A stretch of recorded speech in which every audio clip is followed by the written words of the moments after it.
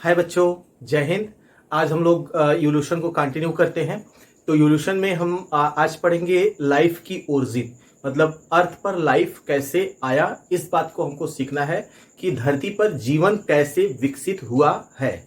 तो हम पढ़ चुके हैं यूनिवर्स कैसे बना है, ब्रह्मांड कैसे बना है, ब्रह्मांड के अंदर गैलेक्सीज कैसे बना, गैलेक्सीज के अंदर सोलर सिस्टम कैसे बना, और सोलर सिस्टम के अंदर अर्थ कैसे बना, और शुरुआत में अर्थ कैसा था और प्रेजेंट टाइम में अर्थ कैसा है। ये सब बातें हम लोगों ने सीखा था।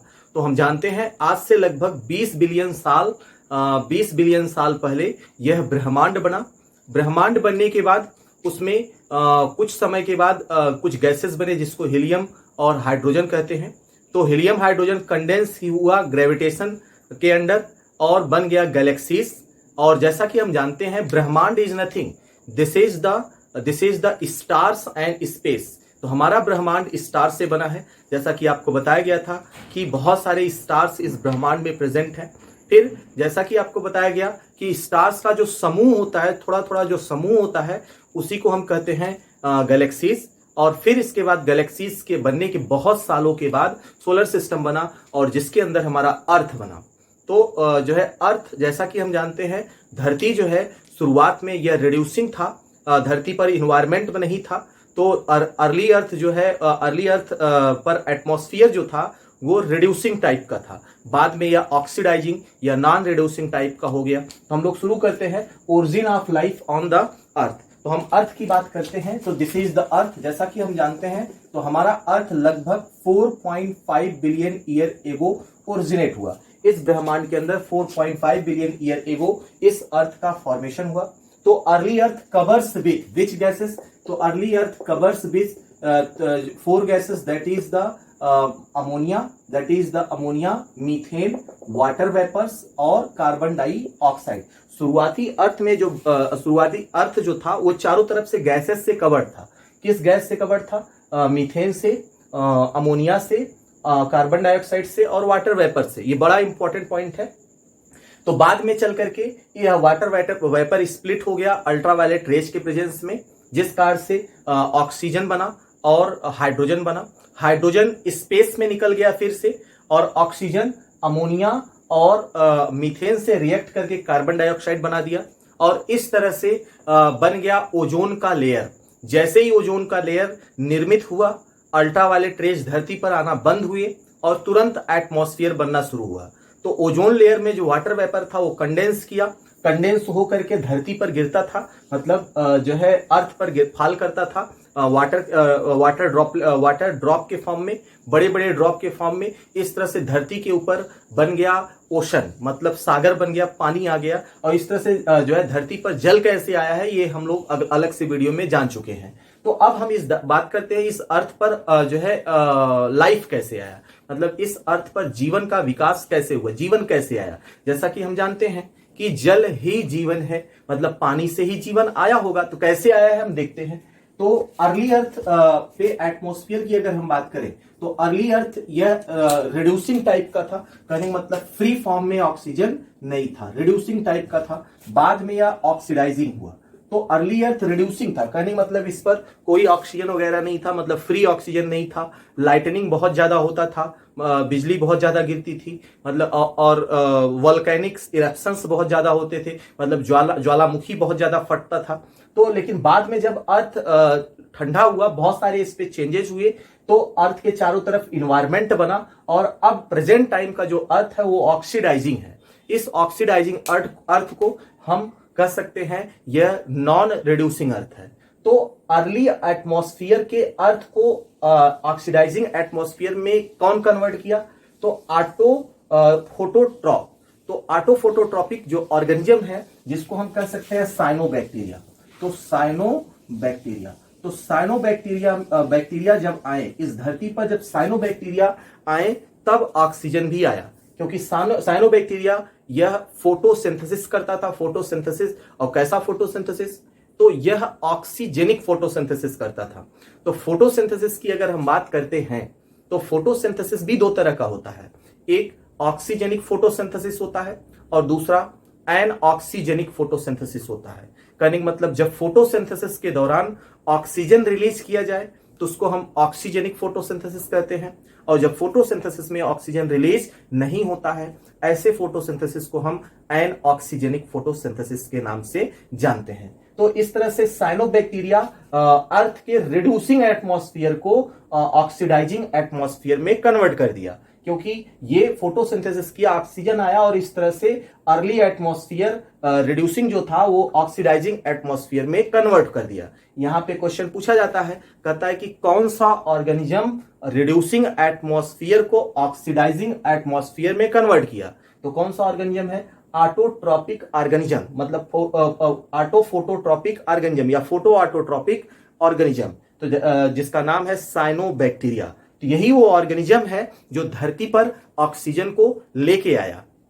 तो ये बड़ा जो है साइनोबैक्टीरिया बड़ा ही पुण्य का काम किया कि ये अर्थ पर ऑक्सीजन को जन्म दिया। तो हम याद रखेंगे साइनोबैक्टीरिया की ओरिजिन ऐसा माना जाता है कि 3.2 बिलियन ईयर एगो साइनोबैक्टीरिया इस धरती पर आए थे, ऐसा माना जाता है। इसके बारे में हम लोग बायोलॉजिकल क्लासिफिकेशन के बारे में बायोलॉजिकल क्लासिफिकेशन के चैप्टर में पढ़ चुके हैं। तो अब हम बात करते हैं इस अर्थ पर लाइफ कैसे आया। तो एक बार पानी इस अर्थ पर आया, जैसे ही पानी आया पानी से जो है लाइफ जनरेट होना शुरू हुआ। तो इस लाइफ कैसे इस अर्थ पे आया है इसके बारे में अलग अलग समय पर अलग अलग साइंटिस्ट ने अलग अलग चीजें बताई थी। तो एक एक करके हम लोग सीखेंगे। तो सबसे पहले हम जानते हैं लाइफ। तो लाइफ की ओरिजिन अर्थ पर 4 बिलियन ईयर एगो हुई, मतलब आज से 4 बिलियन साल पहले, मतलब धरती के बनने के 500 मिलियन साल के बाद धरती पर लाइफ आया, मतलब जीवन का विकास हुआ। तो हम कहते हैं, ऐसा मानते हैं कि जल ही जीवन है। Life originated from the water, तो पानी से ही लाइफ आया है। तो origin of life originated from the water. तो सबसे पहले हम समझते हैं लाइफ है क्या। सिंपल सी बात है, हम कह सकते हैं लाइफ इज नथिंग। लाइफ एक पावर है, एक एनर्जी है, जिसको ना तो आप देख सकते हैं ना तो आप छू सकते हैं, केवल इसको इमेजिन किया जा सकता है। अगर आपसे कोई कहेगा कि भैया जीवन दिखाई दे रहा है, तो आप बिल्कुल नहीं कर सकते हो जीवन दिखाई दे रहा है। तो जीवन दिखता नहीं है, तो यह एक तरह का एब्स्ट्रैक्ट नाउन की तरह होता है। कहने का मतलब इसको केवल इमेजिन किया जा सकता है। जैसे मैं आपसे कहूं कि जो है भाई आज से 10 साल बाद आपके जो है आपके कंधे पर स्टेथोस्कोप लगा है, आपके हाथ में एक पेशेंट का नाड़ी है, पेशेंट का पल्स है, तो जो है जिसको आप ट्रीट कर रहे हो, तो क्या ये दिखाई दे रहा है? बिल्कुल नहीं दिखाई दे रहा है, केवल आप इसको इमेजिन कर रहे हैं। तो हम कह सकते हैं life is nothing, this is state of power. Energy का एक अवस्था है, एनर्जी का एक अवस्था है। हम जानते हैं एनर्जी को ना तो डिस्ट्रॉय किया जा सकता है और ना ही क्रिएट किया जा सकता है। एनर्जी ना तो बनाया जा सकता है ना तो बिगाड़ा जा सकता है, यह केवल एक फॉर्म से दूसरे फॉर्म में कन्वर्ट किया जा सकता है। तो आप कह सकते हैं life is the state of power which can never seen और टच, ओनली कैन इमेजिन। केवल आप इसको महसूस कर सकते हैं कि लाइफ ऐसा होता है। तो ये हमने सीखा लाइफ के बारे में। तो लाइफ के बारे में डिटेल आप लिविंग वर्ड में जानते हैं, इस पे हम ज्यादा चर्चा नहीं करते हैं। तो धरती पर लाइफ कैसे आया, अलग अलग साइंटिस्ट का क्या मत था। तो शुरुआत में जब कुछ भी नहीं पता था किसी को साइंस के बारे में बहुत कुछ नहीं जाना जाता था, तो जो है अगर हम अर्ली ग्रीक थिंकर्स की बात करें, जो अर्ली ग्रीक थिंकर्स थे, तो उनका कहना था कि इस धरती पर जीवन टोटल 6 दिन में बना है। जीवन टोटल 6 दिन में बना है। अकॉर्डिंग टू बाइबिल की अगर हम बात करें, बाइबिल में ऐसा कहा गया ग्रीक थिंकर्स के द्वारा, तो यह धरती टोटल 6 दिन में बना है। 6 दिन पर इस धरती पर जो चीजें दिखाई दे रही है ये मात्र 6 दिन का क्रिएशन है। तो ऐसा कहा जाता है कि फर्स्ट डे जो निर्माण हुआ, जो बना, वो मैटेरिया प्राइमा बना। मैटेरिया प्राइमा बना। फिर दूसरे और तीसरे दिन प्लांट मैटेरिया बना, प्लांट मैटेरिया। और चौथे और 5वें दिन एनिमल मैटेरिया बना, एनिमल मैटेरिया बना। और 6ठे दिन ह्यूमन बना। तो ऐसा कहा जाता है, ऐसा मत था पहले, ऐसा कहा जाता था कि मानव छठवें दिन सबसे लास्ट में बना, तो इस धरती पर मानव सबसे लास्ट दिन बना। ऐसा कहा जाता है कि एक पेड़ था, प्लांट मैटेरिया था, एक पेड़ था जिसमें सेब फरा, उस सेब को जो है सेब को किसी ने खाया और वो जैसे ही सेब खाया बहुत सारे बच्चे पैदा हो गए। तो ऐसा according too early Greek thinkers कहा जाता था, लेकिन अब जब से साइंस डेवलप हुआ तो ये मानना थोड़ा सा कठिन था, इसलिए यह रिजेक्ट कर दिया गया। फिर हिंदुइज्म के अकॉर्डिंग बताएं, हिंदुइज्म के अकॉर्डिंग देखें तो ऐसा कहा जाता है कि इस धरती को, इस ब्रह्मांड को बनाया है ब्रह्मा जी ने। ब्रह्मा जी का पूरा कॉन्सेप्ट आता है, वो यह इस ब्रह्मांड के निर्माता हैं और उन्होंने ही बनाया है। तो ऐसा माना जाता है कि जो है जितने भी इस धरती पर ऑर्गेनिज्म या लिविंग थिंग्स दिख रहे हैं, इनका एक एक जोड़ा ब्रह्मा जी ने बनाया और उस जोड़े ने रिप्रोडक्शन करके अपनी संख्या को इस धरती पर बढ़ा लिया। तो ये भी बातें नहीं मानी जाती हैं अकॉर्डिंग टू साइंस। फिर इसके बाद एक थ्योरी आया, थ्योरी ऑफ पैंसपेर्मिया। तो थ्योरी ऑफ पैंसपेर्मिया, तो यह थ्योरी आया यह थ्योरी आया, थ्योरी ऑफ पैंसपेर्मिया। अगर हम थ्योरी ऑफ पैंसपेर्मिया की बात करें, इसको आर्हेनियस नाम के साइंटिस्ट ने दिया और इनके अकॉर्डिंग ये बताया गया कि unit of life is the spore. तो इसको जो है इसको दिया था आर्हेनियस नाम के साइंटिस्ट ने, और इसके अकॉर्डिंग ये बताया गया कि life unit of life is spore, unit of life is spore. तो unit of life is spore, तो इनके अकॉर्डिंग ये बताया गया कि लाइफ की जो ओरिजिन हुई है वो किसी एक स्पोर से हुई है। तो इस थ्योरी में यह बताया गया है कि यह जो जीवन धरती पर दिख रहा है यह स्पोर से बना है। एक छोटा सा स्पोर पहले बना और वही स्पोर बढ़ करके ग्रो किया और इतना सारा लाइफ बना दिया। बाद में चल करके इनकी भी यह थ्योरी काट दी गई। इसके बाद एक दूसरी थ्योरी आई है ना, जो है जिसको हम कहते हैं कॉस्मोजोइक थ्योरी। तो कॉस्मोजोइक थ्योरी के अकॉर्डिंग अगर हम बात करें तो कॉस्मोजोइक थ्योरी इसको रिचर नाम के साइंटिस्ट ने दिया था, RITCHR, रिचर। तो रिचर नाम के साइंटिस्ट ने दिया था और इनके अकॉर्डिंग ये बताया गया कि लाइफ की जो ओरिजिन हुई है, लाइफ इस धरती पर जो आया है ये कॉस्मिक मटेरियल से आया है। तो इनके अकॉर्डिंग कहा गया कि life originated from cosmic dust. तो unit of life is cosmic dust. तो लाइफ की ओरिजिन कॉस्मिक डस्ट से हुई है, ऐसा इनके अकॉर्डिंग बताया गया, लेकिन यह भी थ्योरी रिजेक्ट कर दिया गया। फिर एक थ्योरी और आती है, इस थ्योरी को कहते हैं थ्योरी ऑफ इटर्निटी। तो थ्योरी ऑफ इटर्निटी की अगर हम बात करें तो इसको दिया था वॉन हेल्महोल्ट्ज प्रेयर नाम के साइंटिस्ट ने।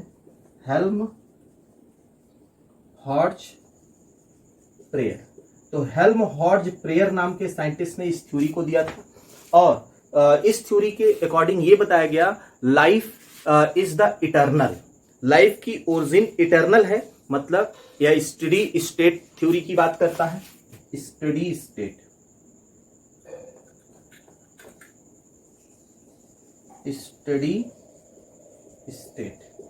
ये स्टडी स्टेट की बात करता है, यह थ्योरी स्टडी स्टेट की बात करता है। तो थ्योरी ऑफ इटर्निटी यह कहता है कि लाइफ को ना तो कोई क्रिएट किया है और ना ही इसको डिस्ट्रॉय किया जा सकता है। कहने का मतलब ना तो लाइफ बनाया गया है और ना ही लाइफ डिस्ट्रॉय किया जा सकता है।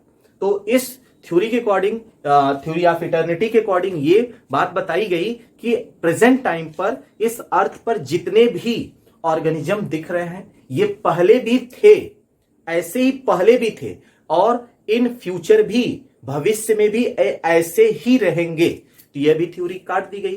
तो इस थ्योरी पे ज्यादा बिलीव नहीं किया गया, यह भी थ्योरी काट दी गई। फिर इसके बाद दूसरी theory I, theory of spontaneous generation. तो थ्योरी ऑफ स्पॉन्टेनियस जनरेशन, तो यहां से एनसीईआरटी शुरू करता है। एनसीईआरटी में स्पॉन्टेनियस जनरेशन थ्योरी से बात किया जाता है। तो थ्योरी ऑफ स्पॉन्टेनियस जनरेशन, इसकी हम बात करते हैं। तो इसको अरिस्टोटल नाम के साइंटिस्ट ने दिया था। अरिस्टोटल के साथ साथ और भी साइंटिस्ट का नाम जो है थ्योरी ऑफ स्पॉन्टेनियस जनरेशन पे आता है। तो स्पॉन्टेनियस जनरेशन थ्योरी, इसी को हम कहते हैं थ्योरी ऑफ ए बायोजेनेसिस या थ्योरी ऑफ ऑटोजेनेसिस। तो इसके अकॉर्डिंग इस थ्योरी का दूसरा नाम है थ्योरी ऑफ एबायोजेनेसिस, या हम इसको कहते हैं थ्योरी ऑफ ऑटोजेनेसिस। इसको दोनों नाम से जान सकते हैं, थ्योरी ऑफ एबायोजेनेसिस और दूसरा नाम दे सकते हैं थ्योरी ऑफ ऑटोजेनेसिस, ऐसा कर सकते हैं। तो इस थ्योरी के अकॉर्डिंग ये बताया गया कि life originated from the non living things, life non living things से आया है। तो life originated from non living things, कहने का मतलब नॉन लिविंग थिंग्स से लाइफ ओरिजिनेट हुआ है। तो इसी थ्योरी में बताया गया था कि बताया गया था कि जैसे मानव है, मानव के बॉडी पर बहुत सारा स्वेटिंग होता है, पसीना होता है। तो जैसे मानव का एक कपड़ा था, शर्ट था, तो वो पसीने से भीगा हुआ था। अब वह कपड़ा भूसे में या डार्क प्लेस में रख दिया गया और काफी सालों तक वैसे पड़ा रहा और देखा गया उससे छोटे छोटे जीव ग्रो कर गए। तो ऐसा इसमें बताया गया था। ऐसे बहुत सारे धारणाएं इस थ्योरी के अकॉर्डिंग चलती हैं, लेकिन इस थ्योरी को भी काट दिया गया। तो इस थ्योरी को डिस्कार्ड कर दिया गया। किसने डिस्कार्ड किया था? 3 साइंटिस्ट ने, RSL। तो सबसे पहले हम नाम लेंगे एफ रेड्डी। अगर आपसे कभी कोई पूछता है या एग्जाम में यह पूछा जा चुका है कि स्पॉन्टेनियस जनरेशन थ्योरी को किसने डिस्कार्ड किया, तो हम नाम लेंगे एफ रेड्डी नाम के साइंटिस्ट। तो स्पॉन्टेनियस जनरेशन थ्योरी को एफ रेड्डी ने डिस्कार्ड किया। इनके साथ साथ स्पेलेंजनी ने डिस्कार्ड किया और इनके साथ साथ लुईस पास्चर नाम के साइंटिस्ट ने भी डिस्कार्ड किया। तो लुईस पास्चर ने एक्सपेरिमेंटली स्पॉन्टेनियस जनरेशन थ्योरी को डिस्कार्ड कर दिया। तो जो है स्पॉन्टेनियस जनरेशन थ्योरी को कैसे इन्होंने डिस्कार्ड किया? एक एक्सपेरिमेंट किया था जिसका नाम था स्वान नेक एक्सपेरिमेंट, स्वान नेक फ्लास्क एक्सपेरिमेंट। तो इन्होंने एक्सपेरिमेंट में स्वान नेक फ्लास्क लिया और उसी के माध्यम से जो है इस थ्योरी को काट दिया। कहा कि लाइफ की ओरिजिन या जीवन नॉन लिविंग थिंग से विकसित नहीं हुआ है। इनके अकॉर्डिंग लुईस पास्चर ने यह बताया life originated from the pre existing life. इन्होंने ये बताया कि लाइफ की ओरिजिन प्री एग्जिस्टिंग लाइफ से हुई है। इन्होंने स्वान नेक एक्सपेरिमेंट कैसे किया? इन्होंने 2 बॉटल लिया, तो वुल्फ बॉटल जिसको कहते हैं, स्वान नेक मतलब जिसका गर्दन बहुत ऊंचा होता है। इस तरह से इन्होंने 2 बॉटल लिया और इस तरह से 2 बॉटल लिया इन्होंने और दोनों बॉटल में मांस का टुकड़ा रख दिया। तो इसमें मांस का टुकड़ा रख दिया, इसमें मांस का टुकड़ा रखा और इसमें मांस का टुकड़ा रखा और इस तरह से इस बॉटल को इन्होंने ऐसे क्लोज कर दिया, इस बॉटल को क्लोज कर दिया और इस बॉटल को इन्होंने छोड़ दिया। तो कुछ समय के बाद जब इस बॉटल को खोला, देखा इस मांस के टुकड़े को, इसमें कोई भी जीवन विकसित नहीं हुआ था। लेकिन इस बॉटल में देखा है ना, कुछ दिन के बाद जिसको खोल के रखा था तो देखा कि इसमें जीवन विकसित हुआ, कुछ दूसरे जर्म्स, कुछ दूसरे माइक्रो ऑर्गेनिज्म इस मांस के टुकड़े पर ग्रो कर गए, जिसको बैक्टीरिया हम कहते हैं। तो इस तरह से इन्होंने ये बात प्रूव कर दिया कि लाइफ की ओरिजिन नॉन लिविंग थिंग से नहीं हुई है, life originated from the pre existing life.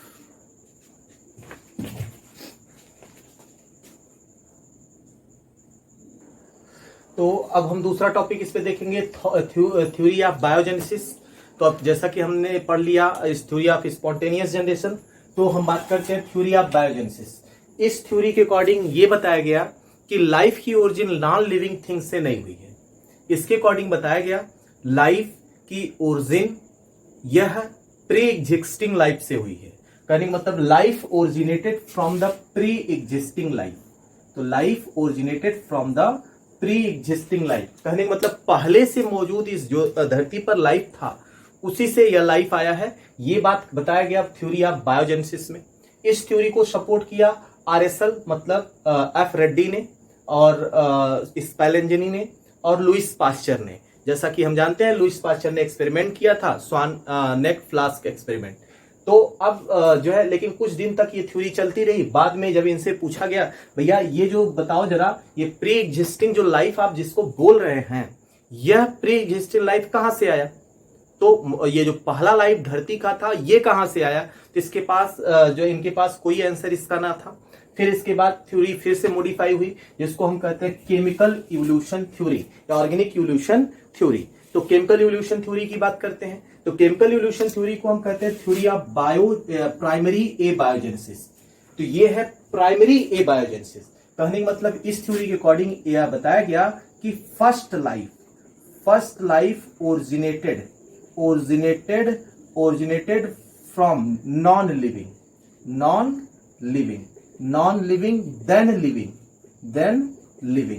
then living things। कहने का मतलब इस थ्योरी के अकॉर्डिंग ये बताया गया, इस धरती पर जो पहला लाइफ आया था वो नॉन लिविंग से आया था, लेकिन एक बार जब लाइफ आया फिर वो लिविंग से आना शुरू हो गया। इस थ्योरी में मात्र इतनी सी बात बताई गई। तो इस थ्योरी में दो चीजों को जोड़ दिया गया। तो प्राइमरी जो है प्राइमरी बायोजेनेसिस या एबायोजेनेसिस थ्योरी, स्पॉन्टेनियस जनरेशन थ्योरी और बायोजेनेसिस थ्योरी को दोनों को जोड़ करके यह थ्योरी बनाई गई। कहा गया पहला लाइफ जो है नॉन लिविंग से आया है, फिर इसके बाद लाइफ लिविंग थिंग से आना शुरू कर दिया। तो इसी थ्योरी को हम कहते हैं मॉडर्न थ्योरी, या हम कह सकते हैं दीज आर द मोर और लेस एक्सेप्टेड थ्योरी। तो प्रेजेंट टाइम में इससे बेस्ट हमारे पास कोई थ्योरी नहीं है। इस थ्योरी को एक्सपेरिमेंटली प्रूफ भी किया गया। इस थ्योरी को एक्सपेरिमेंटली एसल मिलर नाम के साइंटिस्ट ने प्रूव किया कि जो केमिकल इवोल्यूशन थ्योरी में बताया गया था उस चीज को एक्सपेरिमेंटली एसल मिलर ने प्रूव किया। उसको हम नेक्स्ट वीडियो में देखेंगे। तो इसको हम मोर और लेस एक्सेप्टेड थ्योरी कहते हैं। इस थ्योरी को ओपेरिन एंड हेल्डेन थ्योरी भी कहते हैं। Oparin and Haldane theory, this is also called as Oparin and Haldane theory. तो इसको ओपेरिन नाम के साइंटिस्ट और हेल्डेन नाम के साइंटिस्ट ने दिया था।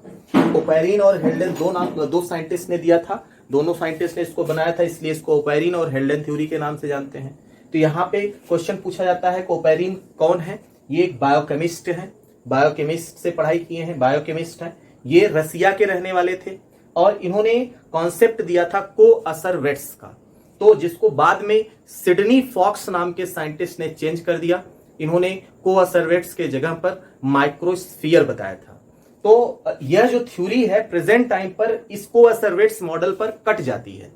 तो कोअसरवेट्स ये है क्या? तो इन्होंने कहा कि कोअसरवेट्स एक स्पॉट है, एक स्ट्रक्चर है जिसमें प्रोटीन और पॉलीसैकेराइड्स पाए जाते हैं। मतलब प्रोटीन और कार्बोहाइड्रेट का ड्रॉपलेट्स है जिसमें ऑस्मोटिक प्रॉपर्टी होती है। यह एक कोलाइडल एग्रीगेट्स है। तो coacervates is the colloidal aggregates of protein and polysaccharides. यह इन्होंने बता करके छोड़ दिया कोअसरवेट्स को। लेकिन बाद में जब ये पता चला भाई जो जिसको ये इन्होंने कोअसरवेट्स बताया वो तो रेप्लिकेट नहीं कर रहा है, सेल्फ रेप्लिकेटिंग नहीं है, मतलब वो रिप्रोड्यूस नहीं कर रहा है, तो लाइफ कैसे आ गया? तो बाद में सिडनी फॉक्स ने कहा कि भाई जो कोअसरवेट्स है उसमें तीन चीजें हैं, प्रोटीन भी है, पॉलीसैकेराइड्स भी है और लिपिड्स भी है। तो लिपिड्स जब उन्होंने शामिल करके लेबोरेटरी में उस तरह का कोअसरवेट्स बनाया जिसमें प्रोटीन, पॉलीसैकेराइड्स और लिपिड्स था और देखा कि वो रेप्लिकेट कर गया, तो सिडनी फॉक्स ने कहा कि ओपेरिन ने जिसको कोअसरवेट्स कहा है, ओपेरिन उसमें जो उसका केमिकल कंपोजिशन बताए हैं प्रोटीन और पॉलीसैकेराइड्स, उसमें लिपिड्स भी होगा तभी रेप्लिकेट करेगा। इसी मॉडल पर यह थ्योरी भी कट जाती है और इससे बेस्ट हमारे पास कोई थ्योरी नहीं है अभी प्रेजेंट टाइम में। तो जो है कोअसरवेट्स पे हम आगे चर्चा करेंगे, कोअसरवेट्स क्या है और माइक्रोस्फीयर क्या है। जैसे हम बात करते हैं, जैसे कोई पानी, एक बाल्टी हो, बाल्टी में पानी भर के जो है आप रख देते हैं तो वो पानी सड़ने लगता है और इसके बाद जैसे पानी है, पानी में मिनरल्स भी है, शुगर वगैरह भी है, कुछ दूसरे न्यूट्रिएंट्स भी है, तो वो पानी काफी दिन रखे रहते हैं तो सड़ जाता है, सड़ने लगता है। और जब सड़ता है तो देखते हैं उस पानी में छोटे छोटे स्पॉट बनने लगते हैं।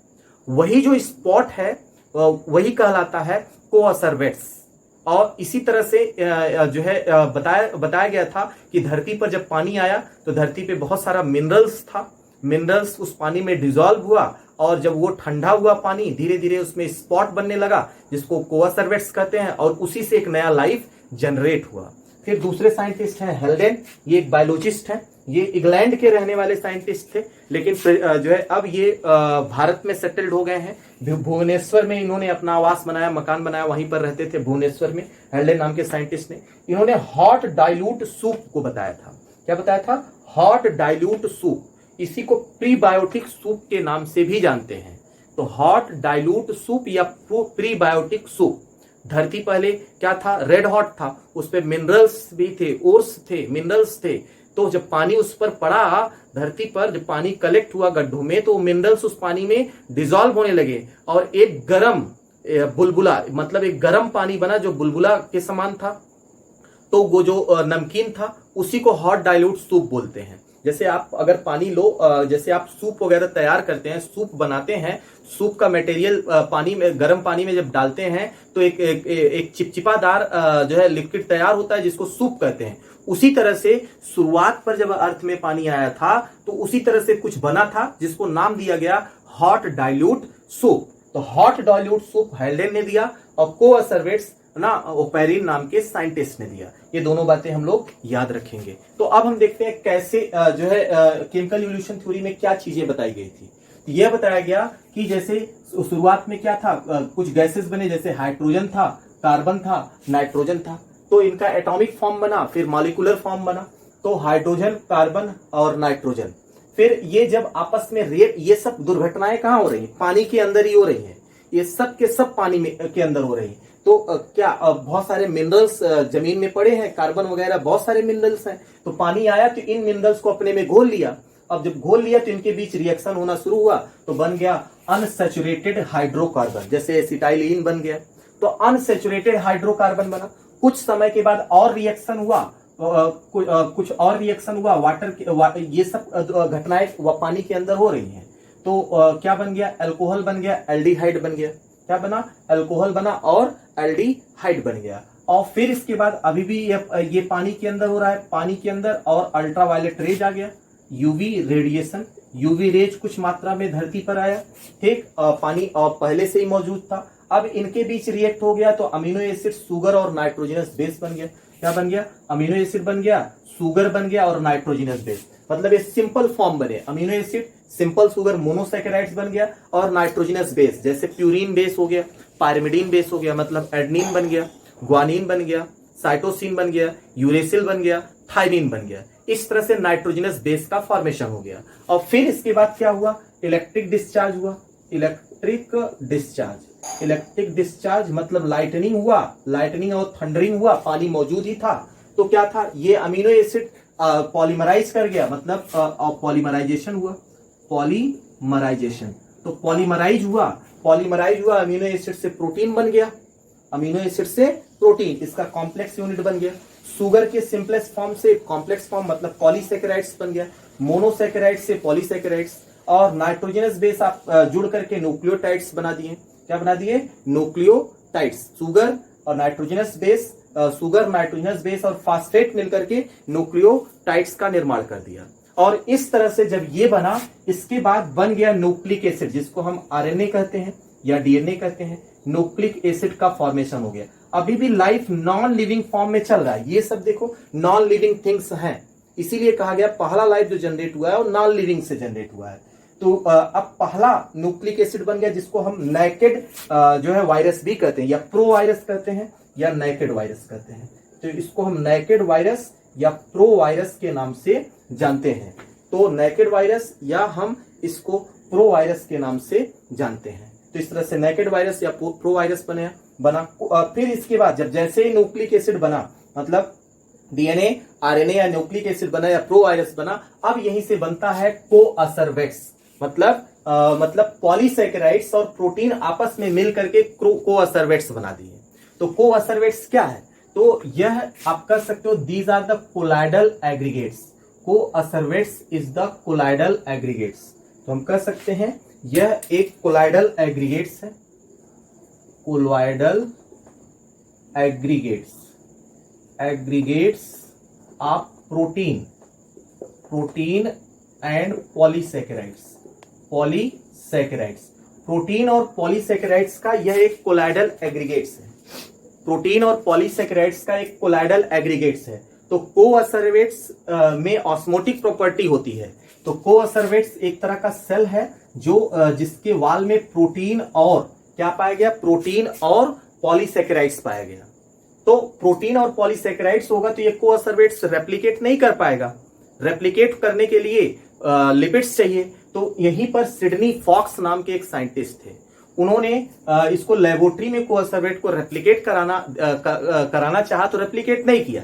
तब उन्होंने इसमें पॉलीसैकेराइड्स लिपिड्स को मिक्स किया तो ये देखा कि रेप्लिकेट कर गया। तब सिडनी फॉक्स ने बताया कि भाई जो कोअसर्वेट्स ओपेरिन के द्वारा बताया गया है, यह प्रोटीन, पॉलीसेकेराइड्स और लिपिड्स का कोलाइडल एग्रीगेट्स होगा। लिपिड्स जब तक नहीं होगा तब तक रेप्लिकेशन नहीं होगा या रिप्रोडक्शन नहीं होगा।